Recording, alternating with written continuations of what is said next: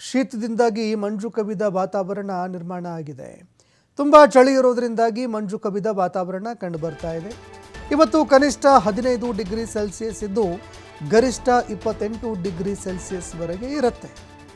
ಈ ವಾತಾವರಣದಿಂದಾಗಿ ಆರೋಗ್ಯದಲ್ಲಿ ಏರುಪೇರಾಗುವಂತಹ ಆತಂಕ ಕೂಡ ಎದುರಾಗ್ತಾ ಇದೆ. ಸಮತೋಲನ ಆಹಾರ, ಬೆಚ್ಚನೆಯ ಉಡುಪು ಧರಿಸುವಂತೆ ಆರೋಗ್ಯಾಧಿಕಾರಿಗಳು ಸಲಹೆ ಕೊಡ್ತಾ ಇದ್ದಾರೆ.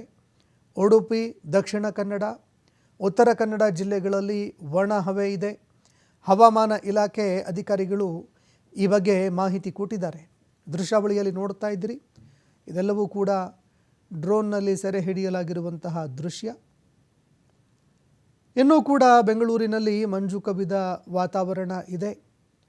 ಬೆಳ್ಳಂಬೆಳಗ್ಗೆ 15 ಡಿಗ್ರಿ ಸೆಲ್ಸಿಯಸ್ವರೆಗೆ ಇದ್ದರೆ ರಾತ್ರಿ ಹೊತ್ತಲ್ಲಿ ಇದು ಅದಕ್ಕೂ ಕಡಿಮೆ ದಾಖಲಾಗ್ತಾ ಇದೆ. ಇನ್ನು ಮಧ್ಯಾಹ್ನದ ಹೊತ್ತಿಗಾಗಲೇ 28 ಡಿಗ್ರಿ ಸೆಲ್ಸಿಯಸ್ವರೆಗೆ ದಾಖಲಾಗ್ತಾ ಇದೆ. ಹೀಗಾಗಿ ಈ ವಿಪರೀತ ಹವಾಮಾನ ಏನಿದೆ ಇದರಿಂದಾಗಿ ಆರೋಗ್ಯದ ಮೇಲೂ ಕೂಡ ಪರಿಣಾಮ ಉಂಟಾಗ್ತಾ ಇದೆ. ಇದೇ ಕಾರಣಕ್ಕಾಗಿ ಬೆಚ್ಚನೆಯ ಉಡುಪುಗಳನ್ನು ಧರಿಸೋದಕ್ಕೆ, ಜೊತೆಗೆ ಸಾಮಾನ್ಯವಾಗಿರುವಂತಹ ಆಹಾರವನ್ನು ಸೇವಿಸೋದಕ್ಕೆ ವೈದ್ಯಾಧಿಕಾರಿಗಳು, ತಜ್ಞರು ಸಲಹೆ ಕೊಟ್ಟಿದ್ದಾರೆ.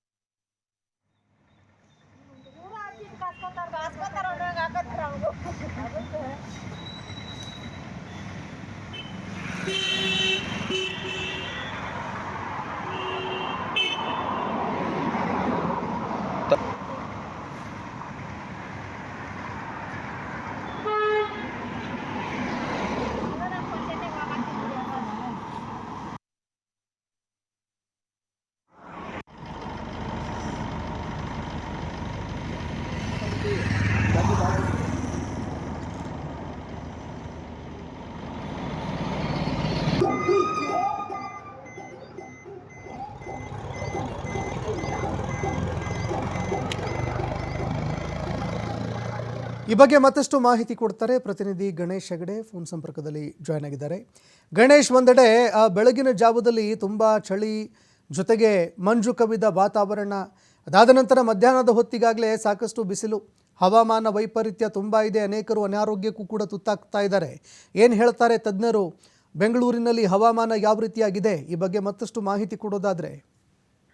ಸಂತೋಷ್, ಮುಖ್ಯವಾಗಿ ಈ ಕಳೆದ ಒಂದು ತಿಂಗಳಿಂದಲೂ ಕೂಡ ವಾತಾವರಣ ಸಾಕಷ್ಟು ಮೋಡ ಕವಿದ ವಾತಾವರಣ, ಮಂಜಿನ ವಾತಾವರಣವನ್ನು ಇರುವಂತದ್ದು. ಇವತ್ತು ಕೂಡ ಅದೇ ರೀತಿಯ ವಾತಾವರಣ ಬೆಳಗ್ಗೆ ಮುಂದುವರೆದಿದೆ. ವಿಶೇಷವಾಗಿ ಶೀತ ಗಾಳಿ ಮತ್ತಷ್ಟು ಜಾಸ್ತಿ ಆಗ್ತಾನೆ ಇದೆ. ಇದು ಸಹಜವಾಗಿ ವಯೋವೃದ್ಧರಲ್ಲಿ ಹಾಗೇನೆ ಮಕ್ಕಳಲ್ಲಿ ಒಂದು ರೀತಿಯಲ್ಲಿ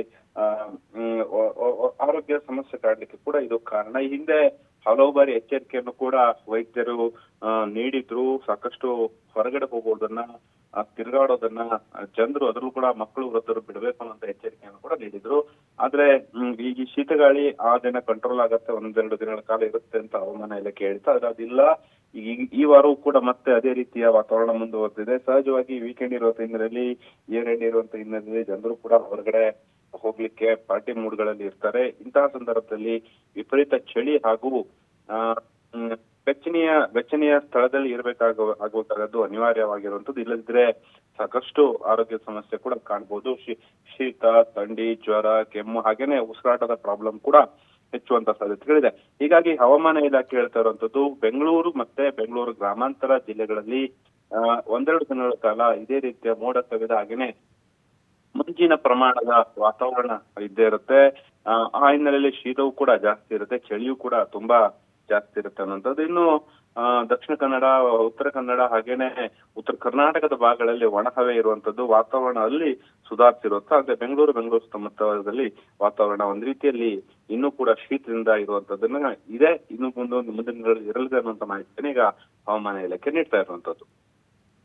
ಧನ್ಯವಾದಗಳು ಗಣೇಶ್, ನಿಮ್ಮೆಲ್ಲ ಮಾಹಿತಿಗೆ.